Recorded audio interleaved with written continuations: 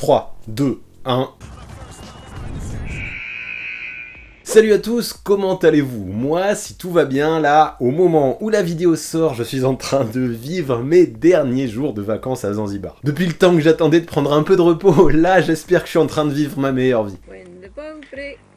Il n'y a que le moi du futur, ou du présent pour vous, qui peut savoir si c'est aussi cool que ce que je l'imaginais. Et du coup, pour pas vous laisser en chien, j'ai pris de l'avance, et il faut que je vous présente la suite de la vidéo sur les meilleurs bastons all-time en NBA. Tout ça, vous connaissez comme d'habitude en mode barbershop. Je vais tout vous raconter. Ouais, j'aime beaucoup trop raconter des histoires sur cette chaîne. Arrêtez-moi, please, avant que je me transforme en Père Castor. Là, le premier opus de cette série de 2 vidéos était consacré aux années 70, 80 et 90. Cette fois-ci, et ça va être très cool, on va s'intéresser à l'ère moderne, les années 2000, 2010 et 2020. Alors je sais que lors du premier épisode, certains ont râlé parce que je ne diffusais pas d'images, et je peux comprendre, mais dites-vous bien que sur cette série de vidéos, ce n'est absolument pas mon but. Premièrement, ces bastons, on les a déjà tous vus, donc je trouve que ça n'apportait pas grand-chose de juste faire un mix de vidéos avec des images dont de toute façon je n'ai pas les droits. Hors de question de me faire strike par la NBA dont je suis l'ambassadeur en plus en ce moment pour des images de fight qu'on connaît déjà tous. Mais surtout, le truc qu'il faut retenir principalement, c'est que là, plutôt que de diffuser juste ces images de baston, je trouve ça bien plus passionnant de s'intéresser au contexte, aux causes et aux conséquences. Moi je fais de l'analyse sur cette chaîne, pas de la réaction, donc YouTube est votre ami si vous voulez voir les images, c'est facile. Alors je sais que ça ne plaira pas à tout le monde ce concept, il n'y a qu'à voir le nombre de vues du premier opus, mais peu importe, moi ça me fait kiffer et je ne vois aucun intérêt à faire ce que tout le monde a déjà fait plein de fois, notamment aux US. Du coup moi je veux parler des bastons à ma sauce, à la façon dont je prends du plaisir, et si ça plaît à certains d'entre vous, c'est encore mieux, sinon tant pis. Allez, stop les justifications, je pense que vous avez capté ma façon de procéder, donc on ne perd pas plus de temps, c'est parti pour les plus grosses bastons NBA du 21e siècle. Pour commencer, j'ai trouvé que ce serait pas mal de parler de l'an 2000 et notamment du regretté Kobe Bryant. On le sait, avec son mélange de talent et d'insolence, le Memba a agacé, on peut le comprendre. Sur lui, de nombreux défenseurs se relayaient, et bien souvent ils étaient impuissants, c'était le cas de Chris Childs. Si ce dernier n'a peut-être pas la moitié du talent basketballistique de Kobe, malgré tout le respect qu'on lui doit, nous ne pouvons que constater qu'au niveau de la boxe, il avait quelques skills. Ce jour-là, alors que l'action se déroule essentiellement dans la raquette, les deux joueurs loin du ballon commencent à se chahuter. L'arrière des Lakers, en position offensive, écarte le meneur des Knicks avec le coude, ce qu'il n'aurait peut-être pas dû faire. Ce dernier répond direct avec 2 punchs dont un qui arrive directement dans le menton du Mamba. Les coéquipiers respectifs sont heureusement arrivés pour séparer les deux protagonistes avant que cela dégénère. Ce jour-là, Bryant comme Childs furent tous deux expulsés de la rencontre et reçurent des sanctions. Chris Childs, qui fut considéré comme l'initiateur, reçut 2 matchs de suspension et 15 000 $ d'amende. Kobe Bryant n'était pas en reste puisqu'il prit 1 match et 5 000 billets verts. De mémoire, personne dans l'histoire n'avait osé s'en prendre de la sorte au Memba. Forcément donc, cette baston m'a marqué. Un autre qui énervait beaucoup à une époque, c'était le géant Shawn Bradley. Du haut de ses 2,24 m, le pivot manquait clairement d'épaisseur et n'avait donc pas le choix que de compenser avec ses coudes affûtés. Alors ce jour-là, quand en se retournant il a percuté volontairement, je pense, Walt Williams des Rockets, celui-ci s'est vengé. Sa réaction était simple, balancer une droite directement dans la mâchoire de son adversaire qui s'est vite retrouvé avec un filet de sang là, qui coulait au bord des lèvres. Mais malgré la réaction très impulsive du joueur de Houston après le coup de coude qu'il a reçu, c'est quand même Shawn Bradley qui prit la plus grosse amende. Vu que son coup n'était absolument pas dû au hasard selon la NBA, il prit 10 000 $ d'amende contre 5 000 pour Walt Williams, et les deux gars reçurent 1 match de suspension chacun.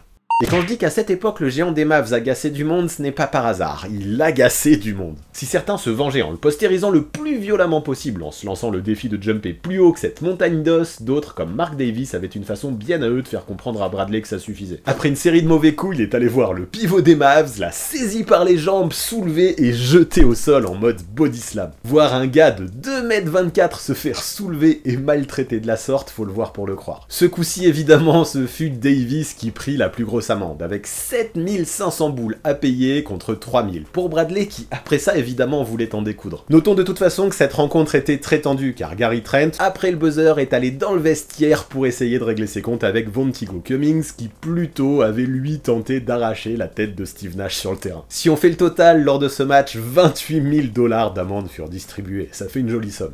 Mais allez, laissons Shawn Bradley tranquille un peu et revenons à une équipe beaucoup évoquée dans le tome 1, les New York Knicks. Par contre, cette fois-ci, on ne parlera plus de Charles Oakley ou encore de John Starks, maintenant parti vers d'autres cieux. Bref, durant ce match entre New York et San Antonio, Marcus Camby, ça se sent, est tendu. Face à un Danny Ferry plutôt réputé pour être tranquille et discret d'habitude, il joue mal et se frustre. Cela devient encore plus flagrant lorsque sur un rebond, le Spur lui met le doigt dans l'œil. Suite à ce mauvais coup, il n'a pas fallu plus d'un regard ensuite pour faire complètement exploser la cocotte minute. Alors que Ferry, lors du temps mort qui a suivi, revient sur son banc, Camby s'agite, s'énerve, crie et l'insulte, mais cela est sans effet. L'ailier des Spurs poursuit sa route et ne se retourne même pas. Il n'en fallait pas plus, le pivot des Knicks se jette à sa poursuite pour tenter de lui asséner le punch le plus violent de sa life. Mais si vous avez bien suivi l'épisode 1, vous avez retenu, notamment dans une histoire avec Alonzo Mourning, que rien ne faisait peur à Jeff Van Gundy, le coach new-yorkais, malgré son physique de crevette et son allure de comptable. Le tacticien qui se rend compte que son joueur va déraper se jette alors sur lui, et sauve peut-être la tête de Danny Ferry. Sauf que pour l'occasion, il se prend un coup de boule involontaire de Camby qui l'envoie droit au tapis, la pommette en sang. Un joueur qui défonce son propre coach, même involontairement, c'est suffisamment rare pour être évoqué. Au vu de l'agressivité du pivot, la NBA n'a franchement pas rigolé en lui infligeant 5 matchs de suspension et 25 000 $ d'amende, c'est huge. Pour Ferry, ça a été plutôt sévère je trouve parce qu'il est resté plutôt calme tout le long. Il a pris un match de suspension et 5 500 $ de contravention.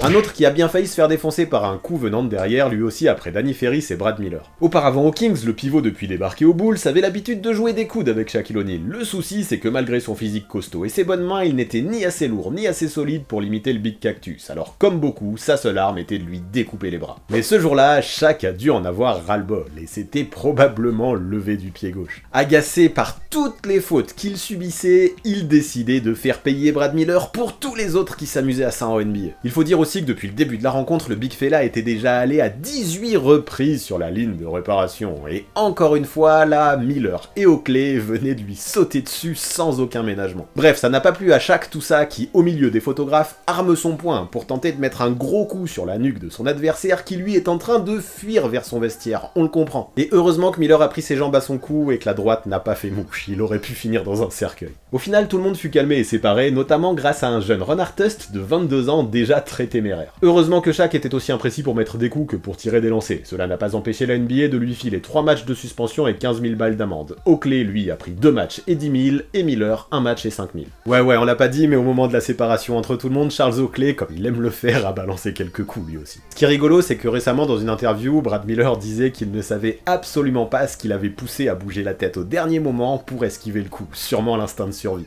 Heureux hasard ou super réflexe, ça l'a probablement sauvé d'un énorme chaos. Pour la baston suivante, restons à la même époque, toujours auprès des Lakers, qui évidemment, à ce moment-là, a suscité beaucoup de jalousie. Triple championne en titre, la team était celle qu'il fallait abattre, et les Kings, qui avaient été victimes d'une énorme injustice quelques mois plus tôt lors des playoffs, un énorme scandale arbitral même, avaient probablement très soif de revanche. Alors forcément, quand les équipes se sont retrouvées lors de la pré-saison, ça a fait pas mal d'étincelles. Là, alors que les Kings ont la balle, le jeu est arrêté. Rick Fox et Doug Christie commencent à chauffer jusqu'à ce que le joueur des Lakers lui pose la main sur le visage. Il n'en fallait pas plus. Le joueur de Sacramento répond avec un uppercut droit dans le menton de son adversaire, qui étonnamment conserva toutes ses dents. Pourtant, vu le coup, je pensais qu'il y aurait eu de l'émail de pété. Il ne suffisait de toute façon que d'une micro-étincelle pour faire déraper cette rencontre. Le match était sous tension. Évidemment, les deux joueurs sont expulsés, mais lorsqu'ils se retrouvent dans le tunnel, ça reprend de plus belle. Un Shaquille O'Neal avec un superbe costard à carreaux en style pyjama s'en mêle lui aussi, mais finit quand même par séparer tout le monde. Apparemment, il avait surtout très mal pris au départ que Vlade Divac lui marche involontairement sur l'orteil. Ouais, tu rigoles pas avec ça, avec Shaquille O'Neal. Je vous le répète, et de toute façon, ça paraît flagrant. Dans ce match, tous les prétextes étaient bons pour se foutre dessus. Dans l'histoire, si Fox n'a pas perdu dedans, il a quand même pris 6 matchs sans salaire vu qu'il était l'instigateur. Doug Christie, lui, qui n'a pris que 2 matchs, s'en est très bien sorti vu la violence de l'uppercut qu'il a posé. Là encore, seuls les plus anciens auront la ref, mais Little Mac, dans le jeu Punch-Out sur NES, n'a qu'à bien se tenir.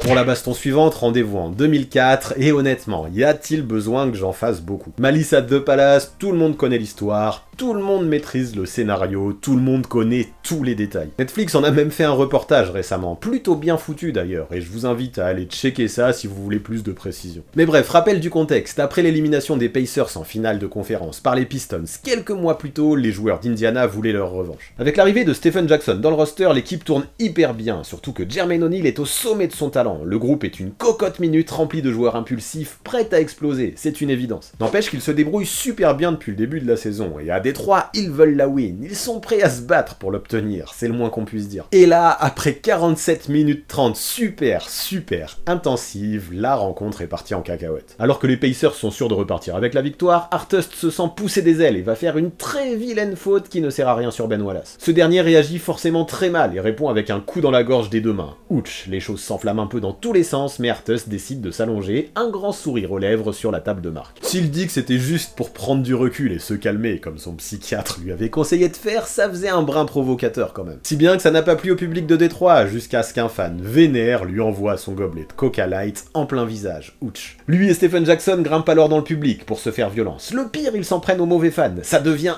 incontrôlable. Puis au bord du terrain, c'est au tour de Jermaine O'Neal d'entrer dans la danse. Alors qu'un supporter de Détroit se met en garde et se montre menaçant, O'Neal débarque et lui balance un punch digne des meilleurs jeux de baston. Franchement, heureusement qu'il a glissé au dernier moment. Vu le gabarit du bestiau, les dégâts auraient pu être catastrophiques. Les fans pètent alors un plomb et balancent tout ce qu'ils peuvent sur le terrain en direction des joueurs des Pacers. Popcorn, bière et même siège, tout y passe, c'est l'émeute. La police est finalement obligée d'escorter les joueurs jusqu'au vestiaire. C'est un truc de fou, du jamais vu en NBA. Pour David Stern, c'en était trop. Cette NBA gangsta rap là, comme il la définissait, est trop violente, avec trop de bastons, avec des joueurs prêts à se taper dessus tout le temps, ça ne pouvait pas durer. Voilà pourquoi, vous vous en doutez, et vous le savez sûrement, les sanctions qui ont été posées sont devenues exemplaires. Ron Artest, par exemple, qui était celui sur laquelle la NBA a le plus tapé, a été suspendu jusqu'à la fin de la saison, sans salaire. Mais il n'était pas le seul, puisque 9 joueurs au total reçurent des suspensions pour un bilan final de 86 matchs manqués et des pertes salariales dépassant les 11 millions de dollars. On est très loin des quelques milliers de dollars habituels pour une baston classique. Mais tonton Stern avait tranché, il ne fallait pas toucher aux fans, même si ce serait bien que les fans évitent de toucher aux joueurs aussi. D'ailleurs, 5 d'entre eux durent même passer devant le tribunal. La décision était forte, marquante, et la NBA allait changer pour toujours. Malice at the Palace fait vraiment partie des événements historiques de la Grande Ligue. Pourtant, malgré ces sanctions exemplaires, il n'y avait pas tant de différence que ça chez les joueurs qui n'hésitaient toujours pas à se balancer des pains lorsqu'ils étaient un peu trop frustrés. Et là, cette fois-ci, on va parler d'un mec qui pourtant, toute sa carrière, a montré un calme digne de celui de Bouddha, Ray Allen. Le souci, c'est qu'en 2006, il était clairement la star des Sonics, un mec super adroit, et forcément, les défenseurs adverses n'avaient pas le choix. Pour le faire déjouer, il fallait le cibler, quitte à être dur. Alors quand le Magic s'est déplacé à Seattle, Keyon Dooling avait cette mission. Il a joué dur, autant qu'il a pu en tout cas. Le mec utilisait ses meilleures stratégies de catch, se jetait sur tous les ballons, et très souvent, la lutte se terminait au sol. Sauf que Allen a beau être un nice guy, il ne faut pas non plus trop le provoquer, lui mettre des coups, parce qu'il peut le faire ça lui aussi. Et quand il a sorti le torse sur un contact, l'arrière du Magic a pété un câble. Là, quand il se relève, il sprint en direction d'un Allen déjà loin pour en découdre. Ray n'a pas peur, il est face à lui, il l'attend, il le chope et l'envoie directement vers le premier rang entre popcorn renversé et bière dégoulinante, sympa. Les choses ont beau se calmer, l'arrière du Magic ne décolère pas, et dans le tunnel, lorsqu'il croise son vis-à-vis, il tente de l'étrangler, mais Ray Allen cette fois-ci reste de marbre, bien protégé par ses coéquipiers, il faut le dire. Dans l'histoire, Dooling mangea 5 matchs de suspension et Allen 3. Mais le plus cool, c'est que quelques années plus tard, ces deux gars sont devenus très potes sous le maillot des Celtics, ensemble. Comme quoi, ça ne sert à rien d'être rancunier dans la vie. Restons en 2006, quelques mois plus tard, pour une baston qui m'a fortement marqué, vu que je l'avais vu en direct, mais qui a réellement marqué l'histoire aussi, vous allez comprendre pourquoi. Les Knicks, à la maison, étaient en train de se prendre une dérouillée monumentale par les Nuggets, et forcément, au Madison Square Garden, ça ne plaisait pas à tout le monde. Surtout qu'alors que les New-Yorkais abandonnaient, ralentissaient la cadence et baissaient les bras en fin de match, ce n'était pas du tout le cas des Nuggets. Ces derniers, jusqu'à la dernière seconde, jouaient avec intensité, récupéraient des ballons, partaient en transition et marquaient des points faciles, un vrai manque de respect quoi. Voilà pourquoi, quand J.R. Smith, à la toute fin du match, a voulu à son tour aller poser un dunk en contre-attaque, Mardy Collins l'a complètement découpé, en mode guillotine. Évidemment, les esprits s'échauffent, Nate Robinson fonce dans le tas, Carmelo Anthony le repousse, et ce fight qui se déroule à quelques mètres des premiers rangs, au milieu des photographes, commence à rappeler de très mauvais souvenirs à David Stern. Le truc en plus, c'est que personne ne semble vouloir se calmer, de plus plus en plus de joueurs sont impliqués et le bail se transforme en pugilat. Beaucoup sont au sol, des prises de soumission sont tentées, mais le pire c'est quand Melo tente d'envoyer un punch droit dans la face d'un Mardy Collins qui se relevait à peine, avant de se carapater le plus vite possible. Jared Jeffries se met alors à poursuivre sur tout le terrain un Carmelo Anthony qui prend ses jambes à son cou. La scène digne de Benny Hill est juste risible. Ce qui était bien moins drôle par contre, c'était les sanctions qui allaient être prononcées. Visiblement, les joueurs n'avaient toujours pas compris que David Stern ne voulait plus voir aucune baston en NBA. Là, encore une fois, c'est la sécurité qui a dû intervenir pour séparer tout le monde. C'en était définitivement trop. 7 joueurs reçurent alors de lourdes suspensions, et Carmelo Anthony, avec 15 matchs, fut celui qui ramassa le plus cher. Quand t'es le meilleur scoreur de la ligue, quand même ça pique de manquer tant de rencontres pour une droite ratée et une course-poursuite ridicule. Le coup près était tombé, bien tombé même, et le message, cette fois-ci, semblait bien passé. Tellement bien passé même que les joueurs se sont bien calmés, et là nous faisons un bond quasiment 10 ans plus tard. Depuis toutes ces frasques qu'on a évoquées jusque-là, les matchs se déroulent de façon bien plus chill, et c'est peut-être tant mieux. Même s'il y a encore quelques bagarres de temps en temps, cela s'apparente désormais davantage à du show qu'à de véritables bastons. Ouf. Là c'est un peu ce qui a eu lieu d'ailleurs en janvier 2015 entre Kevin Garnett et Dwight Howard. Le Big Ticket, comme à son habitude, a chambré, parlé et provoqué tout le match. Son but était clair, faire sortir D12 de ses gonds. Mais le pivot des Rockets s'en foutait lui, il restait imperturbable, plutôt tranquille. Alors après un rebond un peu agité, KG est allé faire un petit tête-à-tête, en mode mini coup de boule dans la bouche. Évidemment, là Dwight Howard répond, et éloigne son adversaire en le poussant par le cou, ce qui attire les autres joueurs et transforme la baston en général. Mais bref, personne en vrai n'avait envie d'être lourdement suspendu et les choses ne sont pas allées bien plus loin. Kevin Garnett fut expulsé et ramassa un match, tandis que Dwight, lui, n'eut pas de suspension mais dut payer 15 000 $ d'amende à la ligue. Rien de fou donc, mais vu que cela faisait près d'une décennie que les bastons avaient limite disparu, il fallait bien évoquer ce moment. Puis dans la ligue, à cette époque, évoluait un certain Serge Ibaka, qui a quelque peu remis les bastons sur le devant de la scène, on doit le dire. Lui, quand ça ne va pas, il n'hésite pas à distribuer les patates, mais ce qui l'a sauvé, je pense, c'est que jamais il n'a touché sa cible, soit à cause de soucis flagrants de visée, soit parce qu'il voulait plus impressionner que réellement faire mal. Ça, je ne sais pas. En tout cas, pour cette baston-là, on va évoquer ce qu'il s'est passé avec Robin Lopez. Lors d'un rebond, l'intérieur d'origine congolaise laisse un peu trop traîner les coudes, et ça ne plaît pas du tout au pivot des Bulls, même si d'habitude il a l'habitude de taper des mascottes, vous pouvez l'imaginer. Sur la remise en jeu, il vient alors violemment taper sur le ballon afin de le récupérer, défonçant par la même occasion les bras d'un Ibaka qui n'a pas du tout, mais pas du tout apprécié. Forcément, il n'en fallait pas plus, les esprits s'échauffent, et on s'y attendait, vu les deux candidats qu'on avait. Ibaka saisit Lopez au cou et ce dernier chope son adversaire de la même façon avant que les deux duellistes ne se lancent dans une valse endiablée qui peu à peu attire un maximum de coéquipiers venus dans l'idée de les séparer. Ok, tout se calme, tout le monde est éloigné, les meubles semblent sauvés. Mais vous savez quoi, c'est à ce moment justement qu'Ibaka tente d'envoyer une droite qui n'a aucune chance d'arriver, sa spécialité, qui tombe plusieurs centimètres à côté de sa cible. Quel showman celui-là. Bon, pour être complet, faut dire aussi que la première droite a été envoyée par Lopez, mais il n'était pas très convaincu non plus et n'a touché que du vent. Bref, les deux joueurs furent bien entendu expulsés et ramassèrent chacun un match de suspension. C'est vrai que c'est un minimum, même si ces bastons, soyons honnêtes, n'avaient plus rien à voir avec celles du passé. N'empêche que ce qu'il faut noter, c'est que même si les bastons ont évolué, sont de moins en moins violentes, ces dernières années elles reviennent quand même de plus en plus. L'une d'elles, particulièrement marquante, prit place en 2018 lors d'un duel entre les Lakers et les Rockets. Tout a commencé après une très vilaine faute de Brandon Ingram sur James Harden à 4 minutes de la fin. Là, le barbu reste calme malgré l'excitation et la frustration évidente de son adversaire rapidement éloigné du lieu du crime par un Carmelo Anthony mi-peacemaker, mi-provocateur. Alors du coup, c'est un peu plus loin que la tension monte entre Chris Paul et Rajon Rondo qui commence une discussion animée où les insultes semblent fuser. Il n'en fallait pas plus, Rajon Rondo poque l'œil de Chris Paul qu'il repousse avant que le meneur des Lakers n'arme son poing et que les choses dégénèrent totalement. On le sait, les deux sont des nerveux. Et à ce moment-là, Ingram, qui n'était toujours pas calmé, revient en courant, en sprintant, il se jette dans la mêlée. Il tape son meilleur sprint et envoie à son tour des droites à la Dalsim, au milieu d'un LeBron James bien embêté, qui veut séparer tout le monde en tentant notamment d'apaiser son pote Chris Paul, qui porte le maillot de l'équipe d'en face. Cette fois-ci, même s'il n'y a rien de dramatique, plusieurs coups atteignent leur cible, et ça ne sent pas du tout bon pour les suspensions à venir. Mais tant mieux pour les joueurs impliqués, la NBA, de façon surprenante, est restée clémente, en infligeant 2 matchs de suspension à Chris Paul, 4 à Ingram et 3 à Rajon Rondo. Adam Silver est définitivement moins sévère que David Stern. Sauf que plus tard, ça c'est ce qui se passe un petit peu. Aujourd'hui, le brawl a continué dans les réseaux, Chris Paul accusant Rajon Rondo de lui avoir littéralement craché dessus. Il est vrai qu'à la vidéo, quelque chose semble sortir de la bouche du meneur des Lakers, pas très classe comme attitude. attitude quand même. Dans l'histoire, néanmoins, plus d'1 million de salaires et d'amendes auront été perdus par les différents joueurs punis. Et ouais, les pokes et les molars, c'est bon pour la cour de récré, monsieur Rondeau, pas pour la NBA.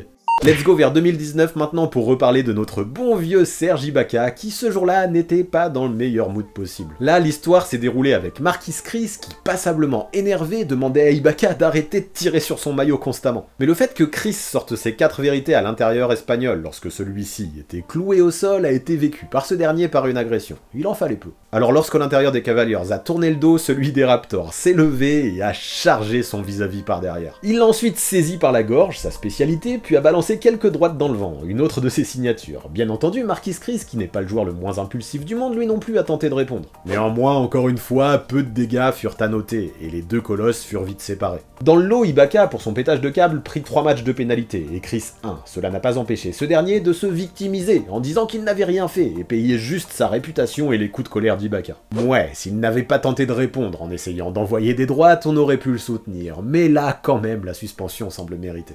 Enfin, vu que j'estime que ce qu'il s'est passé entre Isaiah Stewart et LeBron James est plus de l'ordre du pétage de plomb que de la véritable baston, je vais finir par 2 pivots, Joel Embiid et Karl Anthony Towns. Alors que les Sixers menaient tranquillement face aux Wolves, en fin de match, le Camerounais s'est mis à faire le show, peut-être un peu trop. Il provoque, il danse, il chambre, et évidemment ça ne plaît pas à tout le monde, notamment ceux qui sont en train de perdre. Surtout que ce qu'il faut savoir, c'est que les deux big men avaient un lourd passif, notamment sur Twitter, où ils s'envoyaient punchline sur punchline, et si Joel Embiid avait l'air d'en rire, ce n'était pas du tout le 4-4, qui semblait vexé à chaque fois. Bref, revenons à notre match où après un rebond disputé, alors que la balle était déjà partie de l'autre côté, Towns vénère tente d'envoyer une droite à Embiid, raté, l'occasion pour le pivot des Wolves de saisir son opposant en mode World Wrestling. Au vu de leur gabarit, la lutte entre les deux cas est juste complètement impressionnante, on dirait 2 sumos, mais super fit. Joel y va même de son mauvais coup, assez vicieux même, et plante carrément son pouce dans l'œil de Kat, ça doit piquer mine de rien, mais le pivot des Wolves serre les dents, pendant que les autres essayent de séparer. Enfin séparer oui et non, car l'attitude de Ben Simmons peut poser question. Il saisit le pivot des Wolves par la gorge et tout le monde se retrouve au sol. Mais le truc c'est qu'ensuite il ne lâche pas sa prise et au milieu d'une mêlée devenue incontrôlable, c'est flagrant. En scred, il tente de lui faire la prise du sommeil. Pourquoi Ben? Pendant ce temps, en souriant, avec Mike Scott, Joel Embiid continue à provoquer en mettant des petits coups dans le vent, là, comme ça, comme pour montrer qu'il en avait encore dans le réservoir, ce qui n'est pas bien malin. Mais le plus fou dans tout ça, c'est que les arbitres ont considéré l'attitude de Simmons comme exemplaire à la vidéo, en le considérant comme le pacifiste qui voulait séparer tout le monde. Personnellement, si je veux être le plus objectif du monde, j'ai quand même quelques doutes. Et Embiid, toujours plus, espérait s'en sortir comme son coéquipier, sans expulsion, sans suspension, vu qu'il n'avait mis aucun coup de poing. Mais la NBA ne fut pas de cet avis. Faut dire que chambrer sur les réseaux directement après le match n'a probablement pas arrangé son cas. Résultat, 2 matchs de suspension pour lui. Comme pour Towns, une décision qui me semble assez juste vu le déroulement de cette bagarre. Ben Simmons, lui, qui n'a rien reçu, même pas une technique, même pas une faute personnelle, pourra quand même dire qu'il s'en est extrêmement bien sorti.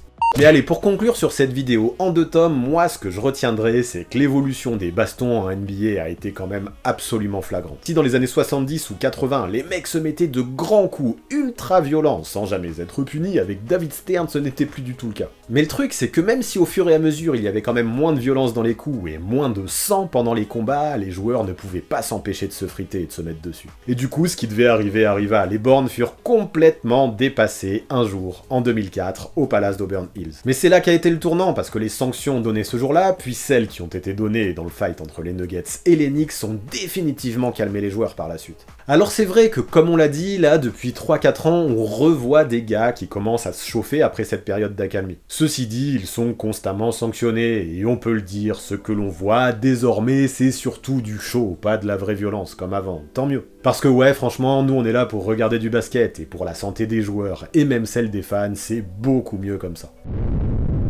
Voilà pour ce qui est de ce 2e tome des bastons, voilà pour ce qui est de ce nouveau barbershop. Alors est-ce que ça vous a plu cette vision un peu analyse historique, un peu inside de ces bastons? Perso, j'ai adoré voir comment le contexte et les sanctions ont fait évoluer tous les comportements autour de ça, et faire cette approche-là, j'ai adoré. Et puis je vous le rappelle, si vous voulez voir ou revoir toutes les vidéos de ces bastons, tout est sur YouTube, ça se trouve très facilement, il suffit de taper les noms des 2 protagonistes principaux. Mais avant de faire ça, prenez 1 minute pour m'inscrire dans les commentaires la baston qui vous a le plus marqué dans celle que vous avez vue en direct. là, au 21e siècle. Dites-moi tout ça dans les commentaires que je vois les critères principaux qui font qu'on aime un fight ou qu'on ne l'aime pas. Sinon vous le savez, les votes pour le All-Star Game battent leur plein en ce moment, alors si vous voulez soutenir vos joueurs favoris tout en soutenant la chaîne et mon statut d'ambassadeur pour NBA Europe, il y a le lien dans la description. Ce Smart Link, il est important, alors allez le choper, pour vous c'est gratuit et moi ça me permet d'aller de l'avant, merci beaucoup de l'utiliser. Et pour finir, vous connaissez les bails, on s'abonne à la chaîne, on active la cloche pour recevoir les notifications, on lâche un maximum de pouces bleus et on rédige ses meilleurs commentaires. Attention, tous ceux qui ne le feront pas, j'irai chercher David Stern, rip à lui, pour vous sanctionner comme il sanctionnait les joueurs qui se foutaient dessus. Attendez-vous à des suspensions de YouTube et Twitch records avec lui. Big up en tout cas à tous ceux qui sont restés jusque là dans cette vidéo, c'est super important pour le référencement et merci du fond du cœur à tous ceux qui soutiennent mois après mois sur Tipeee. Je pense que vous ne vous en rendez pas compte, mais là si je continue à exister sur YouTube, c'est en grande partie grâce à vous, alors please n'arrêtez jamais. À très vite.